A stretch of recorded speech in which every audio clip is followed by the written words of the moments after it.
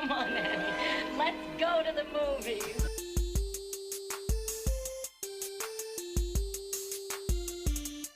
This is the Cinereelists, episode 548. My name is Zach.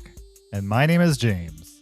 We're here to talk about movies and movie obsession and movie lists with you for the next hour or so. Does that sound good to you, James? That's what I'm here to do. How about you? Yes. We signed up for the same thing. And we're going to do a tight 2 hours, I think, today. A tight 2 hours? If we do 2 hours with these two movies, I'll be shocked. Not that these are bad movies. I mean, that would be like an hour on each. We're these are diving deep. Not those kind of movies, in my opinion. No, we're going to chart it out. I think we're going to really get in there. Right. Yep. Definitely. Yeah. No Kyle today. No. He was tired from a bike ride. Yeah, he took a little bike ride, just a little one around the neighborhood. He was like, he jumped on his bike. He biked to a barn and ate some food, and he's tuckered. Right. He's plumb tuckered. Carl? But there's going to be a Kyle-shaped hole in this podcast, I think. Yep. Kyle shaped? What shape is that? I'll send you a picture. You've never, I forget, you've never seen what Kyle looks like. You've never actually seen a picture of him. Yeah. We've never met face to face. Yeah, exactly. So yeah, I'll send you a drawing or something. Okay. I look forward to your rendition of what Kyle looks like. That would be amazing. Have you ever seen those people online who publish like, I saw one the other day. It was Bryan Cranston from Breaking Bad. And somebody had drawn him every year for like 10 years in a row. The exact same, using the same photo as reference. And so you can see every year how much better at drawing they got. Gotcha. And like year one was easily worse than anything I can do currently. But then year 10 is like miles better than I could ever imagine myself ever doing. Yeah. And so when I see that, I think I am wasting so much time. Yeah.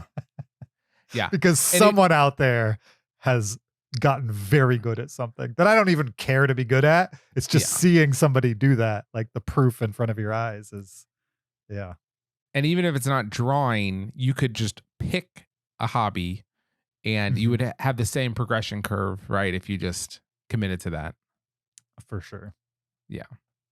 Yeah. Kyle and I first met in third grade. Mm-hmm. And one of the first things we ever did as friends was in art class. We had to pick a partner and draw a portrait of them. And so Kyle and I were partnered up and we drew portraits of each other. Nice. Yeah. And do those still exist? Yeah, they still exist. In fact, when I got married, he brought the portrait with him. That's crazy. Yeah. You know, the other day, Facebook reminded me that I've been friends with Julie, your wife, on Facebook for 8 years. And then it gave me a bunch of photos that I have in relation to Julie. And one of them was your brother at your wedding, ripping open his shirt with a Cinereelist shirt underneath it. And I completely forgot that happened. During his groomsman speech, he stood up and halfway through the speech, he ripped open his button-down suit shirt and had a Cinereelist shirt underneath. It was the coolest thing ever. It was great, but I honestly felt bad for that him? like that the podcast had leaked into the wedding speeches at your really? wedding. I mean, not like legitimately. I didn't get depressed or anything. I was just a little like, okay, this is a little much. Let's keep it on Zach and Julie. You know what I mean? Yeah, and then didn't the crowd Because start I'm just like a guy chanting your at name? the wedding. I'm just a guy at the wedding. You know what I mean? After that, you totally took over the whole thing. You like stood up and we had to sit down and then you just talked for 2 hours. Yeah, we recorded it and released it as an episode. You did actually record something that night that was used on the show. I did. I interviewed my recorded with your mom. mom. Yeah. That was your mom's first appearance on this podcast. That was. Yeah. First so and only? each of my family members has been on the show except for my son, my wife, and my sister.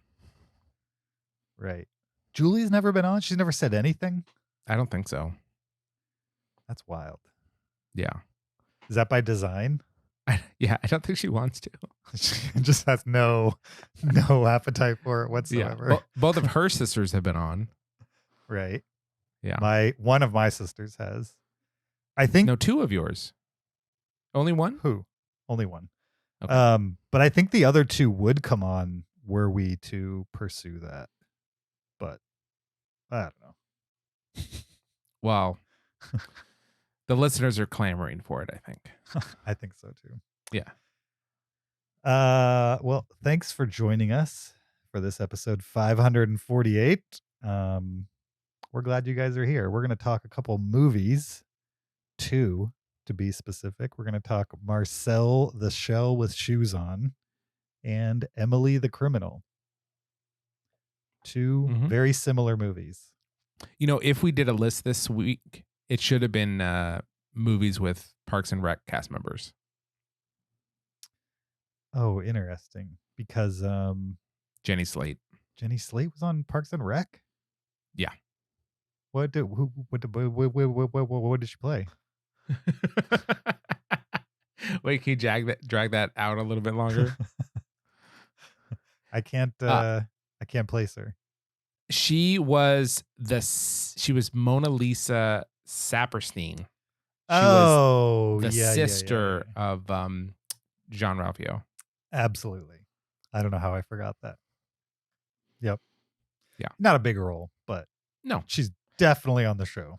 Yeah, but it's at least that one connection piece between the two films. It's true. Very true. So we're going to talk those 2 movies. But before we do that, I need to remind you there's a video version of this podcast on YouTube. Go to YouTube, search Cinereelists, REEL with an S on the end. Find the show there and watch while you listen. You could also support us on Patreon at patreon.com/Cinereelists. You could leave us an Apple podcast review, 5 stars only. We'd appreciate that. Or you can send us an email to heyguys@cinereelists.com with a comment, question, list suggestion, movie suggestion, any of those kinds of things. We appreciate getting via email, and we will discuss on the podcast at some point. You got a lot of boxes behind you. I do have a lot of boxes behind me. Those are mostly Blu-rays. Because my Blu-ray area is like in transition out in the living room. And so I can't fit as many as I normally do out there. And so they're in boxes here until I can get them all out there. Actually, I haven't decided. I might turn this room back into a Blu-ray room. Really? Yeah. Okay. Because I don't think I'll actually be able to fit them in my living room. Too many. There are too many. At one point, I was going to limit it to like a certain amount. I've come to realize that's not going to happen. So I either just accept that or accept it and do something about it so that I don't have to have boxes behind me.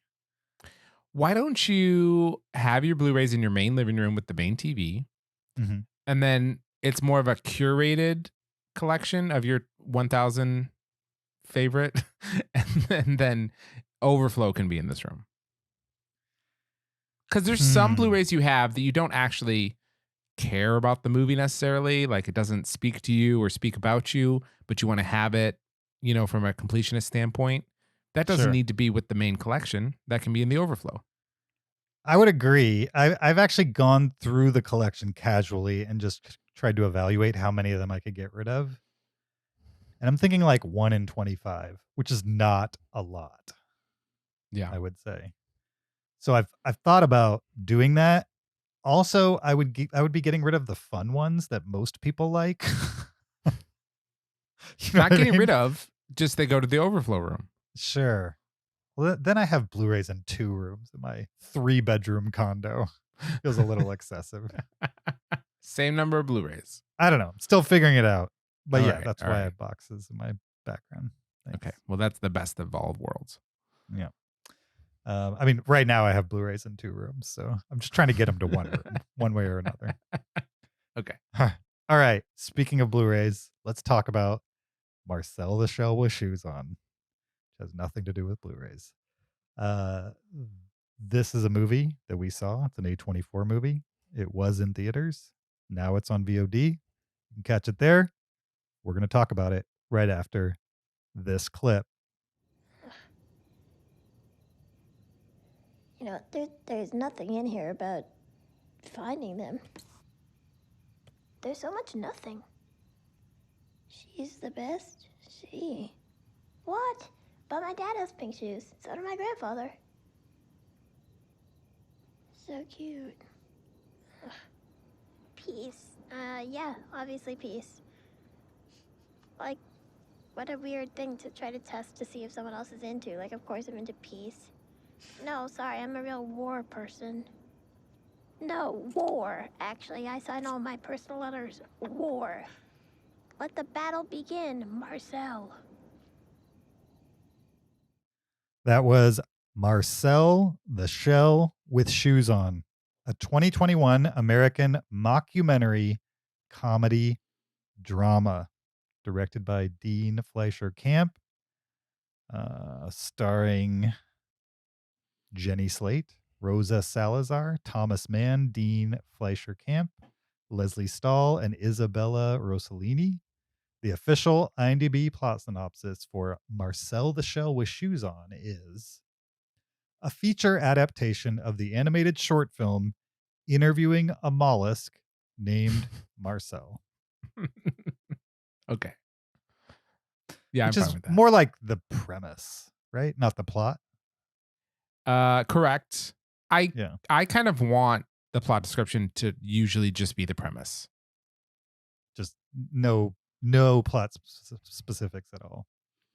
Besides the premise. Yeah, I'm fine with that. Yeah. Okay. What I'm looking for is the premise. You know, the log line is what I want. Sure. All right. I mean, that's it for sure. So the history behind this movie is that many years ago, in the early days of YouTube, Jenny Slate and her boyfriend at the time, from what I understand, made a short film, stop motion short film, with a little snail shell, basically, that they put eyes on and shoes on. And they just kind of like improvised a short film, basically. Put it online, went viral, back when going viral was like 500,000 views, something like that. Then over time, it got a lot more views than that. And somewhere along the line, they started making books, children's books and other things. And it got popular enough that Hollywood came calling. And for many years, this was in development, but they couldn't quite crack it. And then eventually they did. So they made the live action stop motion version of it.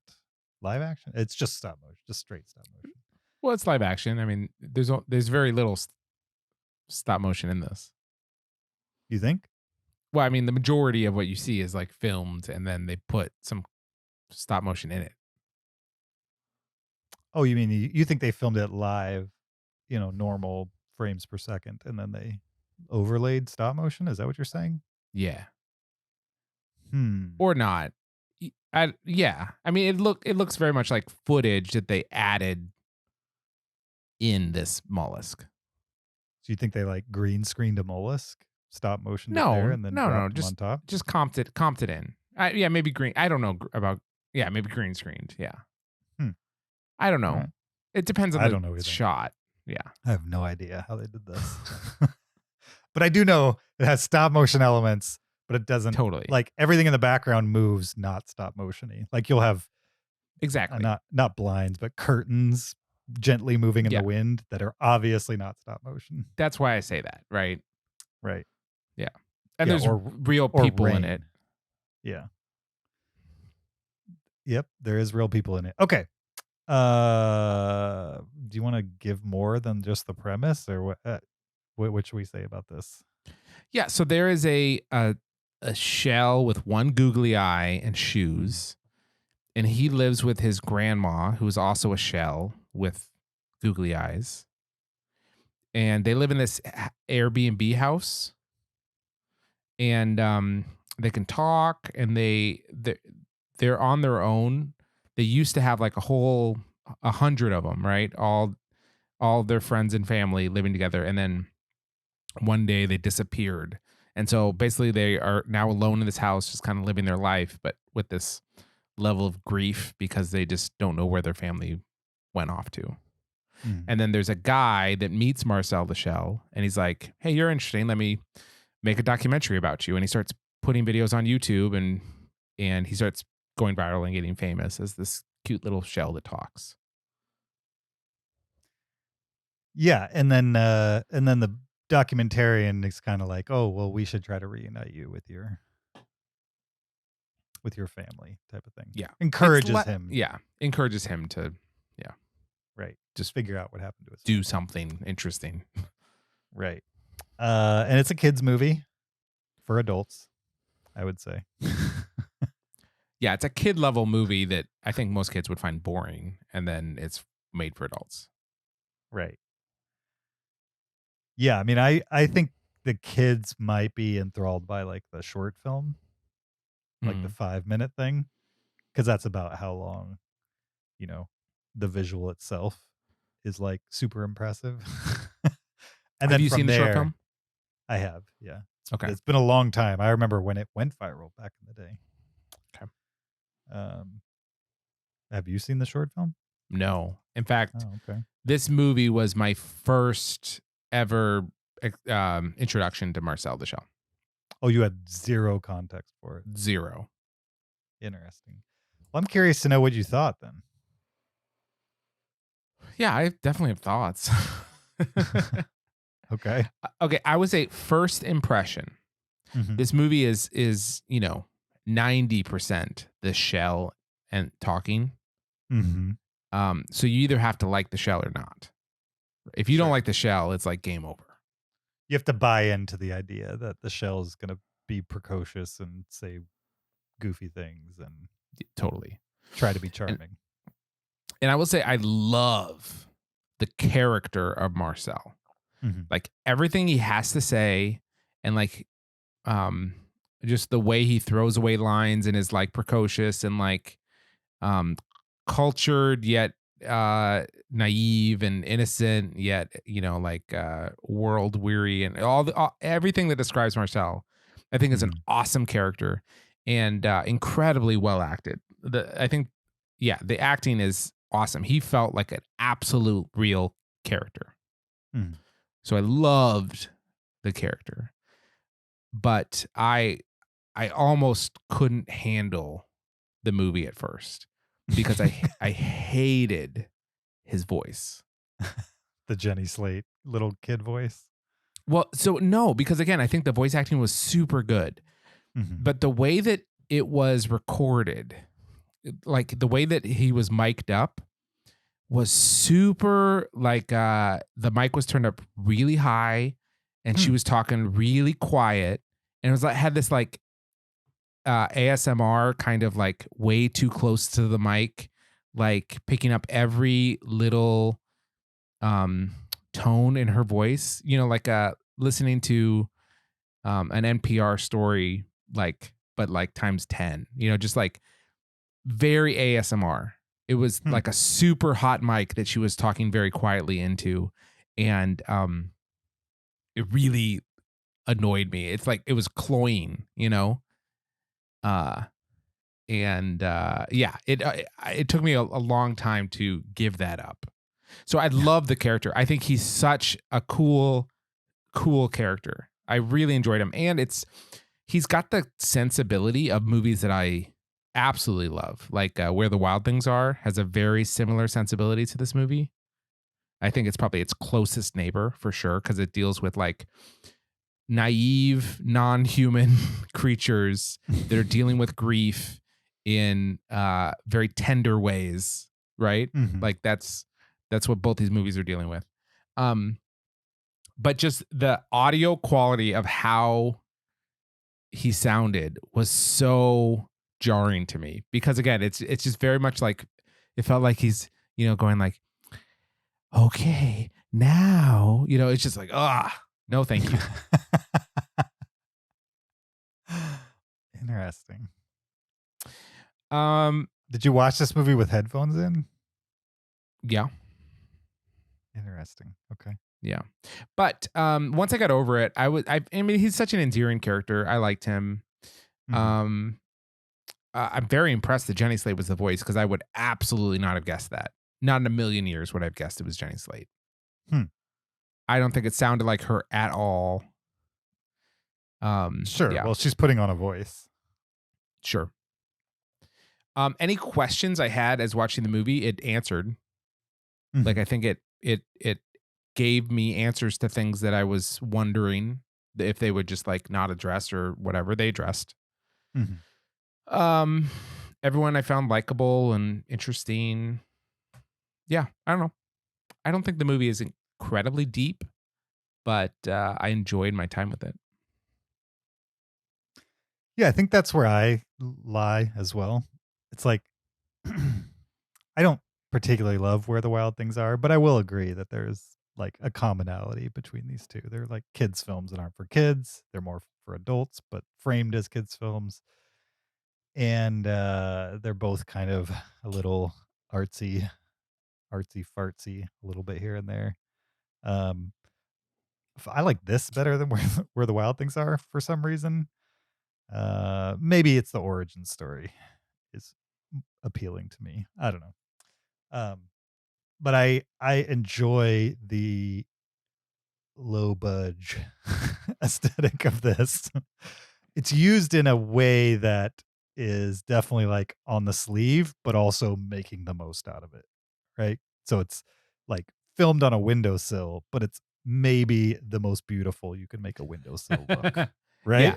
Yeah. Because why not?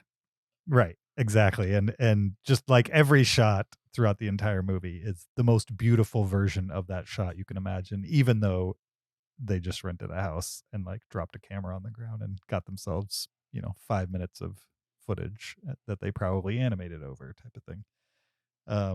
Yeah, it's just a very specific look, and they definitely took the short and upped the ante as far as like how many things move on screen, and some of the shots of his family throughout the movie. There's just a ton going on. I was impressed with that, and yeah, and Marcel is just super charismatic, and he's all the things that you described him as.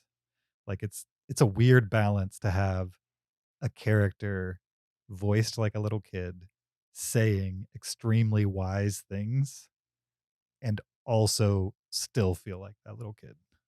Like it Yeah. still feels true that the kid who 1 second doesn't know up from down will the next second say something extremely profound that like only very world weary people would ever come out of their mouth. I also liked Isabella Rossellini in this movie. Like she has the perfect grandmother vibe.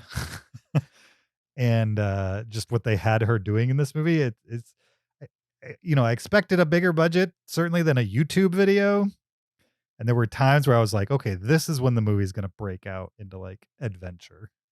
It just never does that, right? Oh, Just never thank goodness. goes there. And I don't know if it should have or not.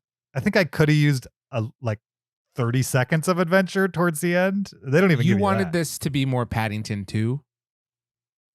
Not necessarily. I just need like 30 seconds of more Paddington 2. Okay. But Yeah. I don't think it was that.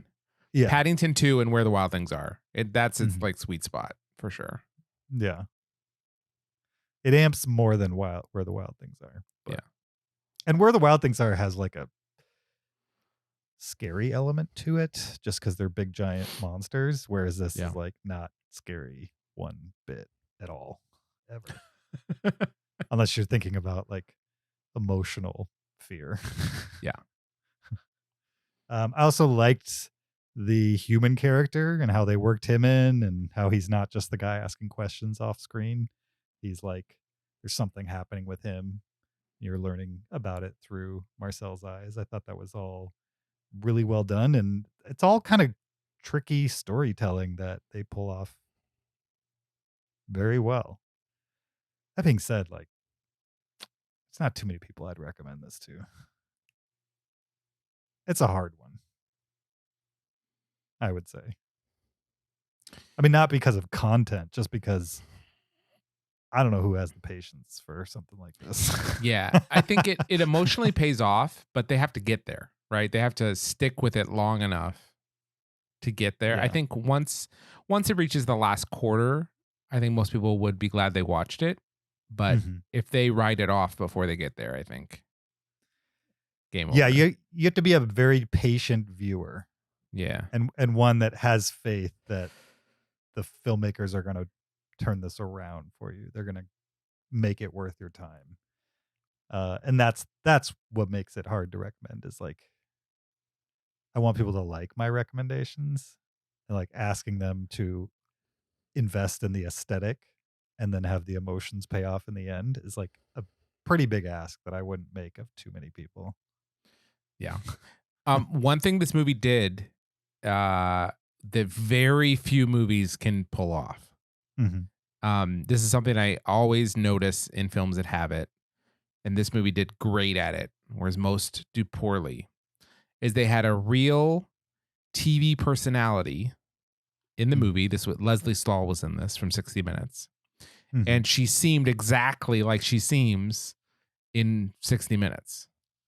Like Sure. often movies will have like, Conan O'Brien playing himself or a news anchor playing themselves, and they do not seem real like they normally do. They seem like they're reading lines for a movie. But this movie, Leslie Stahl felt exactly like Leslie Stahl, just doing her 60 Minutes thing. She didn't seem fake in any way. And I was very impressed by that, because most movies can't pull that off. Yeah, and they show Leslie Stahl in 60 Minutes mode and also like off camera. And I don't know Leslie Stahl. I don't know if those are the two sides of her, but they felt like genuine sides of a person. Yeah. Regardless of whether that's that. I mean, who knows? She might Yeah. be extra nice compared to this, or very mean compared. We don't know, but we can only assume what Marcel assumes, which is that she's the coolest, nicest person in the world. Yeah. I love too that he was like obsessed with Leslie Stahl, or like him Oh, and his yeah. grandmother shared Oh, yeah. this obsession with Leslie Stahl, Yeah. because it's such a very specific person too. Yeah. Yeah. For Be sure. It impressed reminded by. me of the movie Envy, where the kids, someone mentions flan, and then the kids hear it from upstairs and they come down like so excited. Like they're obsessed with flan. And it's just like funny to be super into some obscure thing. Sure, that other people just passes them by. And Yeah. Like, yeah, and Leslie where Stahl's does one of those Leslie people. Stahl? Yeah. Go ahead. Where does she rank on your list of things? So if you had to rank everything that exists, That's is why Leslie Stahl near the top? I wouldn't even know where to begin, because I just don't think about Leslie Stahl. You know what I mean? I know the name. Sure. I think I could pick her out of a lineup for the most part, unless they were all Leslie Stahl lookalikes. Then I might You're have problems. aware of 60 Minutes. Right, exactly. And so I don't have any negative feelings about Leslie Stahl, but I also don't think about Leslie Stahl at all. I think that's why it works perfect, is because, she's completely inoffensive, and also like I'm sure the Leslie Stahl fan club isn't huge. And so having these two shells be obsessed with her, I'm not obsessed, but just be big fans. Like that Leslie Stahl is like their favorite thing to do together is watch her on 60 Minutes. Yeah. I think that's funny. And then to have like a little shell that's supposed to be a kid love Leslie Stahl. I mean, it's like when little kids like things they shouldn't because they're adult things. Not adult, but things made for adults that are fairly wholesome, but little kids like. It's endearing. I think that's what I can say for the movie is it tried to be endearing. Somehow it managed that without being too annoying with it. Yeah. What age would you think the shell is? 9? Yeah, I was thinking like 11. somewhere in there. I could see 11. Is there a huge difference between 9 and 11? No. Oh, 9/11. That just happened. Wait, are you a conspiracy theorist? Yes, I am. This movie goes a lot deeper than we think it does. Do you think you could make an entire, like a 20-minute video essay connecting this movie to 9/11? Do I think I could? Yes, Yeah. but it would be total fantasy. Sure, but sure. like, you think I mean, you the could connections would convince be some real, people? but they'd be quite leaps. I'm sure. Okay. I came across a link this week called Wikipedia Speedrun. I tweeted it out, but I think we should play a game at I'm some down. point with this. Is that where you have to get from one article to another just by clicking links? Yes. Cool. I'm down for that. So I say we start with one movie and then we tell it the second movie to get to. And then it times you how fast you can get from one to the Oh, other. you have to by get from clicking one movie to another movie. to a very specific, movie. Wow. And then Okay. All right. just by clicking links. I don't know how we would do it on the podcast though, because it's a pretty visual thing. Can't we just call out what we're clicking on? Yeah, we could also record the Zoom call and just screen share. And then Yeah. cut to that. I don't know. Someday. Yeah. Anything else for Marcel the Shell with Shoes On? Will you ever rewatch this movie, or was I once could enough I for could you? potentially rewatch it. Yeah. Do you see ever watching this with your kids? I don't think my kids would enjoy it. Ever? I mean, maybe. Sure. But I think there's a long list of movies I think they'll enjoy more that I'm more excited to show them. You know what I mean? Mm-hmm. Yeah, I get that. I get it. I'm not opposed to it, but but you don't think they'd sit through an hour and a half of this? I mean, it's more wistful than anything, right? I don't know if kids Sure. are notoriously into wistful movies. Yeah, I guess. All right, let's letterbox Marcel the Shell with Shoes On. I gave it a 4. Yeah, I gave it a 4. Did you catch Nathan Fielder in it, by the way? Probably. It's been a month or so since Okay. I've seen it. So I All saw it in the movie theaters. That's why I'm wondering, like, the audio issue. I'm wondering if that was a headphones thing, because I saw it in a theater. Did not bother me at all. It didn't seem ASMR to you at all? Not noticeably. Okay. Again, it was a month ago, but I don't remember having any reaction to Gotcha. the voiceover audio. So yeah, I'm wondering if you were to hit play again with no headphones, if you'd be able to hear the same thing as like right in your ears. I'm curious. But every movie doesn't do that to you, so obviously there's something from this one that's doing something weird. Yeah. Did you get new headphones?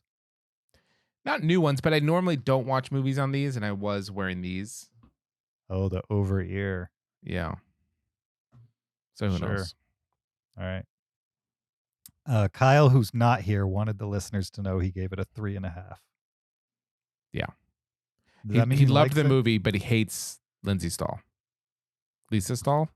What's her name? Leslie Stahl. Yeah. Yeah.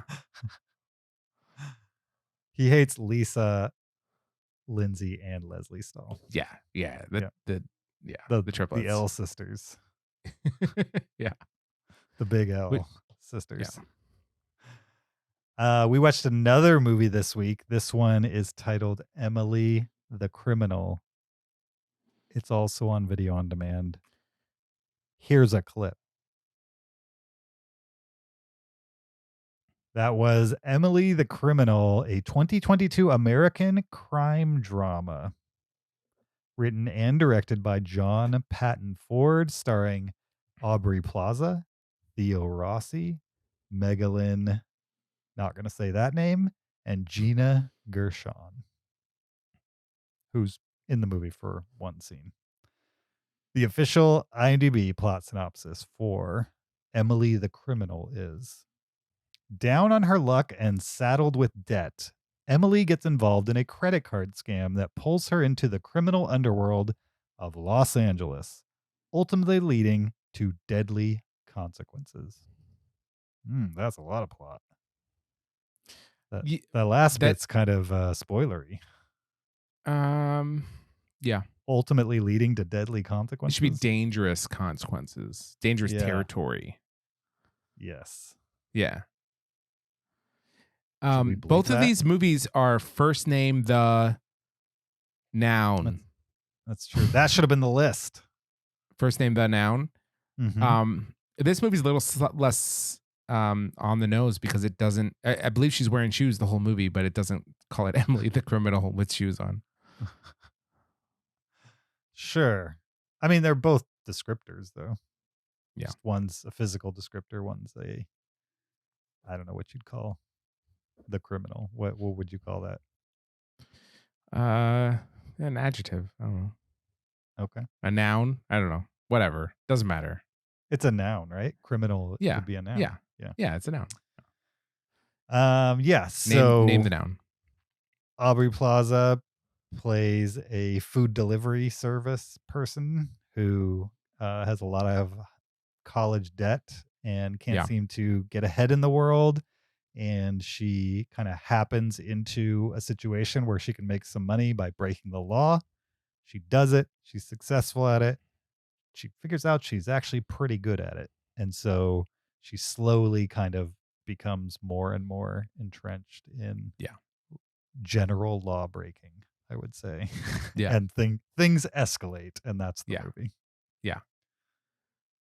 So what'd you think of Emily the Criminal?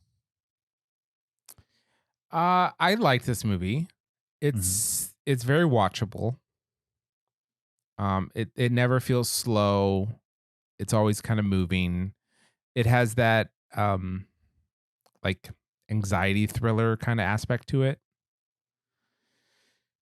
Where you're just like, man, this woman's in a bad spot. She's got to do what she's got to do, but she's got to make tough choices. None of these are great choices. You know, it's a shame that she keeps having to make hard choices, and you just want her to have like a one easy safe choice, there's another main character, basically the guy that introduces her to the criminal world. That's Theo Rossi, and I was super happy with how he played that character. So basically, like, he's like kind of the criminal guy that gets her into it, and he's kind of a leader of the pack a little bit, at least this like micro pack. But he's not played like traditionally like hard, I would say. He's pretty soft as a character. Like he's kind of quiet, he's kind, he's gentle, it played against type, I felt like, for like what you would write for a role like this. Like he should have been a little bit more, I don't know, dominant normally. But they played him kind of soft, and I thought that was great. It made for a very interesting character. It made for all of the story beats around his character made sense. Like nothing came out of the blue. It all like fit together. His relationship with her, his relationship with his family, all of those things, those pieces, I thought felt naturally into place the way that he decided to play the character. Maybe the only thing that felt out of place was at one point he got very angry just about circumstances in his life. And I don't know, the guy, he just seemed angrier than I pegged that guy as getting because of how soft he had played him. I knew the situation was bad, but he just seemed angrier. So I really was happy with his performance. And I thought Aubrey Plaza, she did not wink at the camera during this. It's nice to know, and it's been reinforced a couple times, that she can play it straight. She doesn't have to be her persona, her off-screen persona, or on-screen persona maybe, all the time. She can just be like, no, that's not the movie this is a drama, and I'm just going to be an actress. Yeah, I mean, I think there was still some Aubrey Plaza-ness to it. It's just you remove I think you could tone this movie different and maybe have the exact same movie and play some of the dialogue for laughs. It's just the situation is not the setup, and the situation is not what that is. And so even though she's saying like there's still Aubrey Plaza lines to me here and there. Okay. Like when she's insulting the one of the top guys in the organization, those lines in a completely different context could have been really funny. They're just not funny in this context because you don't know what that guy's going to do. You know what I mean? In this world, that guy could take it the wrong way, and that could be the end of her, basically. Yeah. Yeah, I think I generally agree. Like I think the strength of this movie is actually Theo Rossi is the bad guy. Like without him in the movie, I don't know how you balance out what's going on with her, right? Like why would she want to get as involved as she does? If like they had gotten a guy who was in charge of her in a way, it's from like a criminal organization kind of standpoint, who's like a big jerk or like makes her do things she doesn't want to do or anything like that. Instead, he's a mentor who respects her. And Yeah. It you know, at one point he gives her a like a stun gun type thing, but other than that, completely nonviolent. This guy is. You know what I mean? Like there's not a moment where you get a hint that like he wants to punch somebody or something like that. I think he does, but he doesn't want to. He's just like not that person. In fact, even when they're doing criminal things, they're all like, you know, credit card theft and stuff like that. It's not mugging people. Or you know, yeah, it's not violent crime. Would you call that white collar crime? It's not white collar crime. It's No, I don't know. fraud. It's like fraud crime, Yeah. basically. Yeah. But I think he balances her character really well and also gives her more of a reason than money to be involved with this. Right. Like I think she's believable. Right. Yeah. She's certainly getting the money, but she's also getting validation from somebody else. Whereas in her normal life, she's not getting much validation from anybody. Like her roommates generally are ignoring her. Her friend won't help her get a job, even though her friend's just kind of leading her around on that from that aspect. And she just generally feels like frustrated with life. And that's like the perfect setup for Aubrey Plaza. Like just her natural personality kind of feels like somebody who's exasperated with everything going on around her. So even in this movie, it's not played for laughs. It fits because she already seems exasperated with everybody around her. Yeah, like between this and The Bear, remember that movie from last year or the year before? That movie's so good. Both of those are like just perfect roles for Aubrey Plaza. Like she's managed to figure out what she's going to be good in and really go for it. They're roles that if she hadn't have gotten so famous, Jennifer Lawrence would normally have played, I feel like. Mm-hmm. And Aubrey Plaza is better fit for them than Jennifer Lawrence. Yeah. And I also think, I don't know if she does this consciously, but if she does, she's a genius. I think she knows what people think about her. Like they know what her lane is. And so she'll do something in that lane, but different a little bit. You know what I mean? Like it's like, this is not that far away from April Ludgate, but it's also not April Ludgate type of thing. And so if you bring 7 seasons of baggage to her or with you to watch her in this movie, it's different, but it's not so different that you're like, she's not playing a supermodel. You know what I mean? She's not playing an action hero. She's playing the Breaking Bad version of April Ludgate. And I think that works. Yeah. At least in this context. I also heard an interview with the guy who directed the movie. He said they made it for $2 million, which is insane. Oh, wow. That's like wild. nothing. Because it looked like a real movie. It didn't feel like a $2 million movie. It felt Yeah, like there were no corners cut really on screen. it kind of reminded me of that Jake Gyllenhaal movie where he's like the camera guy for the news. Yeah. Nightcrawler. Not in style or anything like that, just that they're both low budget that make the absolute most of a tiny budget. Mm. Relatively tiny. Yeah. I enjoyed it as well. Now, I will say, like, thematically, like the Mhm. message of this movie, I found a little fine, like uninteresting. Maybe what it had to say, I felt like was pretty mediocre. Like, Mhm. I think the premise of the film was basically, tell me if you interpreted it like this, that a lot of people are going to be taking advantage of you. And so unless you assert yourself and take your piece of the world, nothing's going to come your way naturally. So you need to kind of assert yourself and take what you want. That's what I took as the message of the movie. What about you?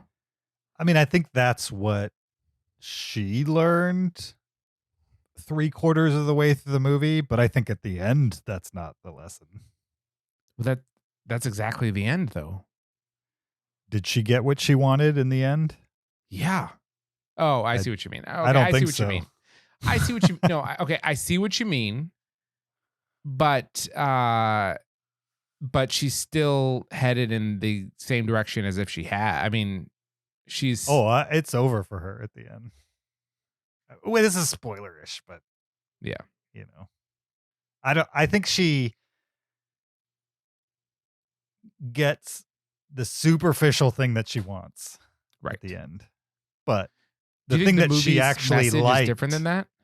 No, I get what you're saying, but do you think the movie's message Right. is trying to tell us something different? I think it's pretty subtle. I think it's left for open for interpretation, but I think Yeah. it's intentionally left like, oh, you could go this way or you could go that way. But it's not a happy ending. That's what No, I don't think it's a happy ending. I think Right. it's pretty sad, Mhm. actually. Yeah, so I don't know. Yeah, so I can't fully get behind like the message this movie is kind of give because I just feel like it's pretty tepid. But it was super watchable, and there's moments of real like tension, like when she's dog sitting. That was like, I would love to see how this plays out. You know? Yeah, and then you do. Yeah. Yeah, if I had one complaint about this, it's that I feel like this should be a TV show. I would absolutely watch like 8 episodes every year or so of this story playing out long form. Okay. You know what I mean? Literally Breaking Bad with April Ludgate. I would absolutely watch every episode if they could keep tension up like they did in this movie. Sure. Like They would have I to kind have of like it'd be like Ozark style, where like there's a million dominoes teetering, and they're just trying not to let anything break. yeah, for Yeah. sure. Yeah, I felt like there at times it's not a complaint because in a movie you want things to like not bore you or slow down, but there were times where I was like, I could use more of this. I could learn more about these people. I could go deeper into this world. And they just don't have the time nor the budget for it. So they stick to the central mission, which is Emily and what's going on with her. But it was all so interesting to me that I want more. So it's not really a fault of the movie. It's just I was enjoying it, and it's not like they're going to make a sequel to this. I'd be shocked if that happened. But Emily, yeah. the criminal mastermind. Sure. Yeah. Anything else with Emily the criminal? No. That's all I got too. Yeah. If you want to see Aubrey Plaza in dramas, I recommend 3 movies. Mhm. This, The Bear, and Ingrid Goes West. Yeah. What order should people watch them in? I think Ingrid Goes West is the best movie. The Bear is super close. It's the weirder movie. Mhm. So it's much less accessible. I probably wouldn't recommend that to most people, but Ingrid Goes West, I would recommend to a lot of people. And then this movie is probably the worst of the three, but it's still good. What do you think? I'd probably go Ingrid Goes West because I think it's the most watchable. Emily the Criminal because it's a pretty standard storytelling style. Yeah. And then The Bear because it's challenging. It's definitely challenging. Would be last. Yeah. But I also Yeah. think if you can get to The Bear and you don't mind challenging movies, The Bear will probably be your favorite when you're done. Yeah. The Bear is great. Although the this difference between Ingrid Goes West and The Bear, like those are two very differently structured movies. I think ultimately I found this movie just very impressive for $2 million. And Mhm. again, totally watchable, but I think it is incredibly conventional. It is. Yeah. I mean, that's why I think if you take Aubrey Plaza out of the middle of it and I don't know, Jennifer Lopez, who would you put there that's like comedic, but not Jennifer really? Lawrence. You think Jennifer Lawrence starts comedic? Yeah, I think of her as a comedic You do? sensibility. As a comedic sensibility, yeah. But based on what? Uh The she was in a Hunger lot of Games? those. No, she hasn't been in a lot of comedies, right? But Right. she's been in a lot of those movies with that one director that like makes like comedic drama, ensemble dramas. What are the ones, Who? where I don't know the guy. She was in 3 of his movies. The Silver Linings guy? Yeah, that guy. Forget that guy's name. Richard Kelly? Is that right? No, that's not his name. David O. Russell? David O. Russell. Yeah. Yeah. Those Three those Kings movies guy, those movies have a comedic underbelly.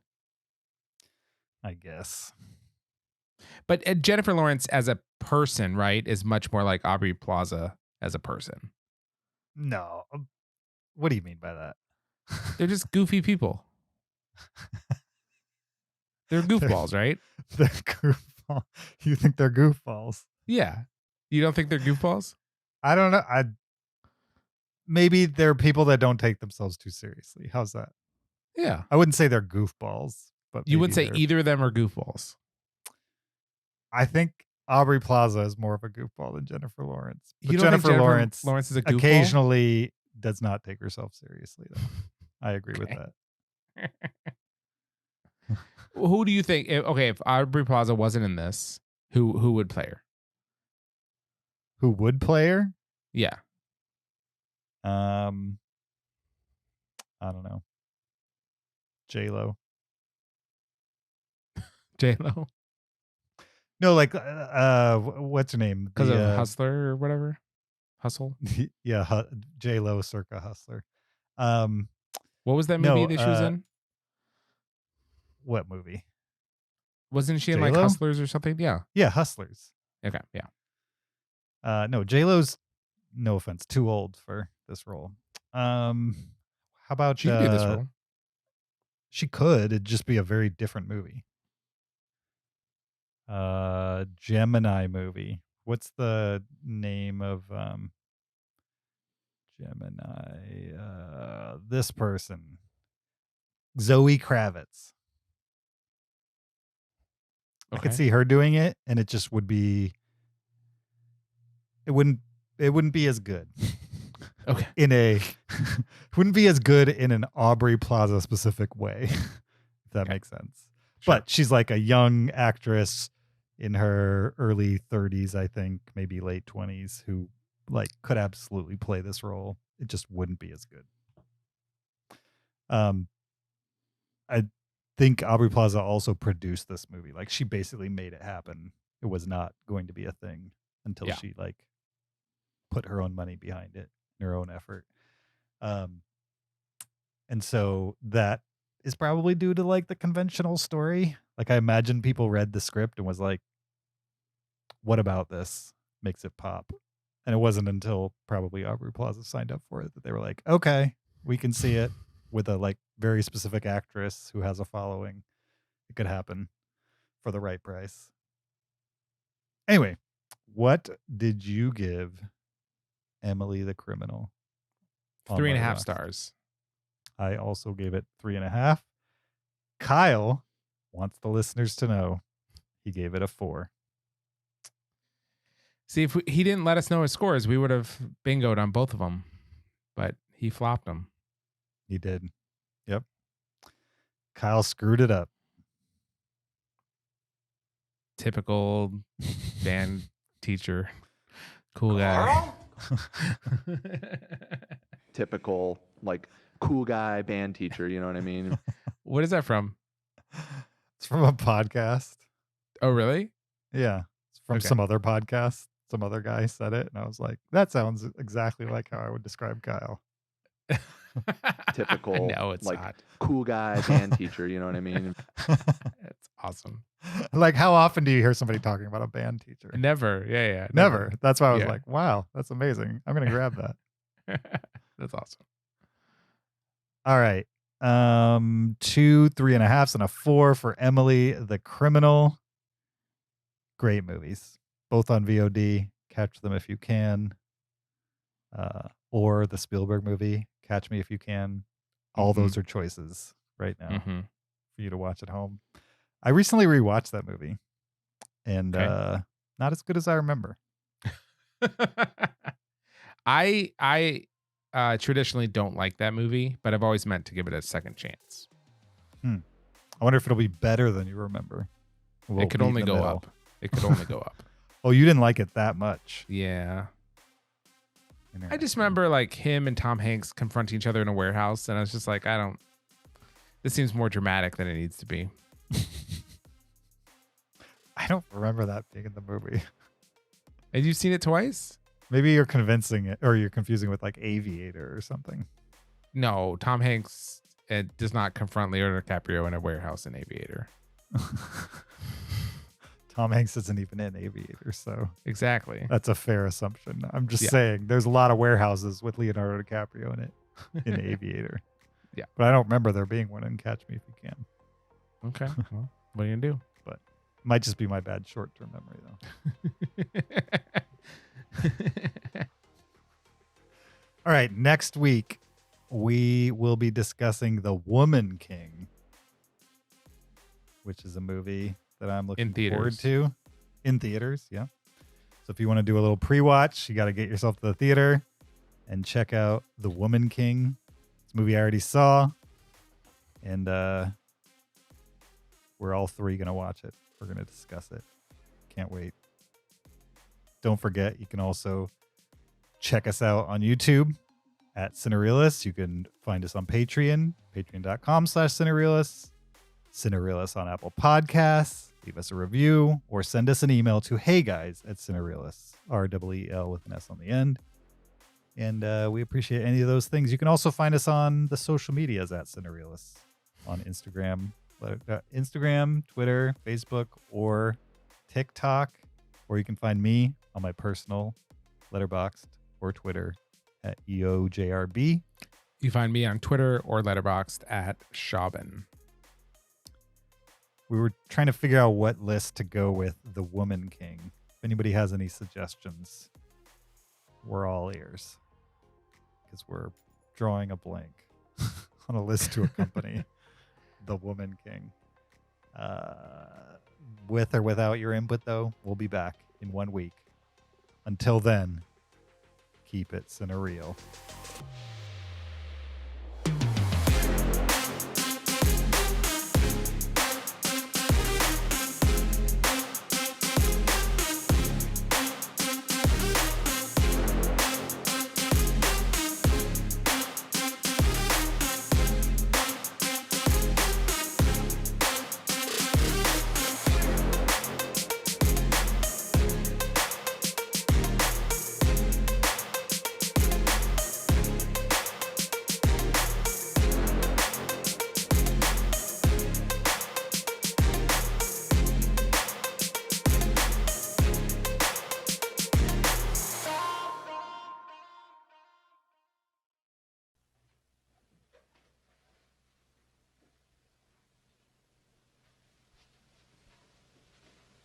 You're still here? It's over. Go home. Go.